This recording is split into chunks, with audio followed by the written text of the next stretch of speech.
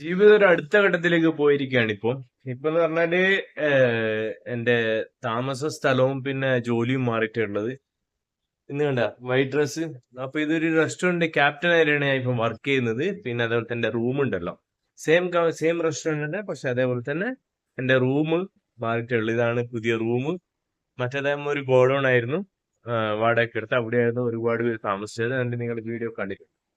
കഴിഞ്ഞ ഒരു 2 മാസം ഞാൻ വർക്ക് ചെയ്തത് ഈ ഡ്രസ്സിലായിരുന്നു, ഒരു ചെറിയൊരു സൂപ്പർ മാർക്കറ്റില്. റെസ്റ്റോറന്റ് ഇത് തന്നെ, ഓയസിസ് റെസ്റ്റോറന്റ്. അപ്പൊ അത് കഴിഞ്ഞിട്ട് ഇപ്പൊ എന്റെ റൂം മാറിയെന്ന് ഞാൻ പറഞ്ഞില്ല. ഇതാണ് എന്റെ റൂം. ഒരു ഹാൾ കാണുന്നില്ലേ, ഒരു ഹാള്, പിന്നെ ചെറിയൊരു പൂജാമുറി. അത് അടിപൊളി സംഭവമാണ്. പിന്നെ അതേപോലെ തന്നെ ഒരു കിച്ചണ്, എന്റെ ബാഗ്, ഇത് മാത്രം എന്റെ സാധനമുള്ളൂ, വേറൊന്നുമില്ല. ഓക്കെ. അത് കഴിഞ്ഞിട്ട് വേറെ റൂം, ഇവിടെ 2 പേര് താമസിക്കുന്നുണ്ട്. ആക്ച്വലി ഞാൻ ഇവിടെ ഈ റൂമിലേക്ക് വരാനുള്ള ഒരു പ്ലാൻ ആയിരുന്നു, പക്ഷെ ചെറിയൊരു ടൈം മിസ്സായി. അതുകൊണ്ട് വേറൊരാൾ മുമ്പിൽ വന്നു, അപ്പൊ ഞാൻ എന്തൊക്കെ ഒഴിഞ്ഞു കൊടുത്തു. പിന്നെ അതേപോലെ തന്നെ വേറെ തന്നെ ഒരു ബാത്റൂം നീളത്തിലുള്ള. ഇതാണ് എന്റെ താമസ സ്ഥലം. പിന്നെ ഞാനിപ്പോ കിടക്കുന്നത് ഇവിടെയാണ്. എന്റെ ഒരു കട്ടില ഉണ്ടായിരുന്നു. കട്ടില നമുക്ക് ചെറിയൊരു ടൈമിംഗ് മിസ്സായിട്ട് കിട്ടിയില്ല. കാരണം എന്താ വെച്ചാൽ അവിടെ ചെറിയ എഗ്രിമെന്റ് ഇഷ്യൂ ഉണ്ടായിരുന്നു, അതുകൊണ്ട് കിട്ടിയില്ല. അപ്പൊ പുതിയ റൂം. പിന്നെ അതേപോലെ തന്നെ എന്റെ ഡ്യൂട്ടിന്റെ ഇതുണ്ടല്ലോ, ഡ്യൂട്ടി മാറിയിട്ടാണുള്ളത്. വെള്ള ഷർട്ടും പിന്നെ അതേപോലെ തന്നെ ജീൻസ് പാന്റും.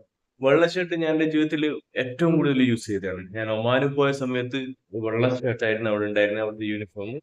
പിന്നെ അതേപോലെ തന്നെ ദുബൈയിൽ പോയ സമയത്ത് സ്റ്റാർട്ടിങ്ങിൽ കാക്കി ഷർട്ടായിരുന്നു, പിന്നെ അത് കഴിഞ്ഞിട്ട് വെള്ളയിലേക്ക് മാറി. അങ്ങനെ വെള്ള തന്നെയാണ് എന്റെ ജീവിതത്തിൽ ഏറ്റവും കൂടുതൽ ഉണ്ടായത്. ഇപ്പൊ ഇതാണ്.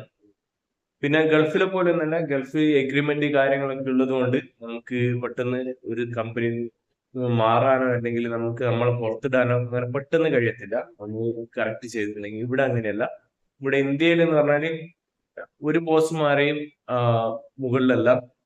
ഇപ്പൊ തൊഴിലാളികൾ എപ്പം വേണമെങ്കിലും പോകാം, അല്ലെങ്കിൽ എപ്പം വേണമെങ്കിലും പുറത്തിടാം. അങ്ങനത്തെ ഒരു സെറ്റപ്പാണ്, ഫുള്ള് ഫ്രീഡം. അങ്ങനത്തെ ഒരു ഇതാണ്.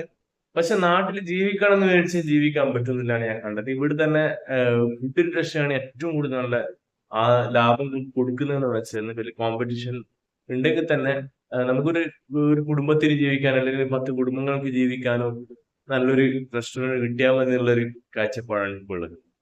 കാരണം നമ്മളെ ഈ റെസ്റ്റോറന്റിൽ തന്നെ 50 പേരിലധികം ജോലി ചെയ്യുന്നുണ്ട്.